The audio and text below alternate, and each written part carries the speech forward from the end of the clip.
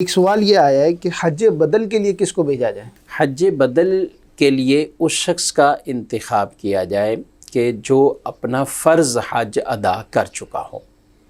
اگر کسی شخص پر خود فرض حج ہے اور وہ اپنا حج فرض چھوڑ کر حج بدل کی طرف آتا ہے کہ وہ کہتا ہے کہ حج بدل کوئی مجھے کروا رہا ہے، میں چلا جاتا ہوں، اور کچھ لوگوں کے ذہن میں یہ ہوتا ہے کہ ہم مکہ مدینہ تو دیکھ کر آ جائیں گے، اب وہ پیسے دوسرے نے حج بدل کے طور پر اس کو بھیجا، تو اگر بھیجنے والے کو بھی معلوم ہو کہ اس آدمی پر حج فرض ہے اور اس نے فرض ادا نہیں کیا ہوا، تو حج بدل کروانے والے کے لیے بھی جائز نہیں ہے کہ اس آدمی کو وہ حج کے لیے بھیجے،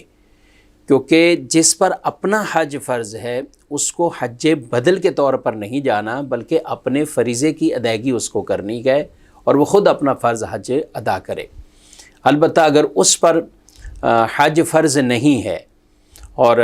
ویسے ہی اس کو کوئی دوسرا شخص حج بدل کے طور پر بھیج رہا ہے تو پھر اس کا جانا جائز ہے، یہ جا سکتا ہے، لیکن بہتر یہ ہے کہ پھر بھی ایسے شخص کا انتخاب کیا جائے کہ جو پہلے حج کر چکا ہو۔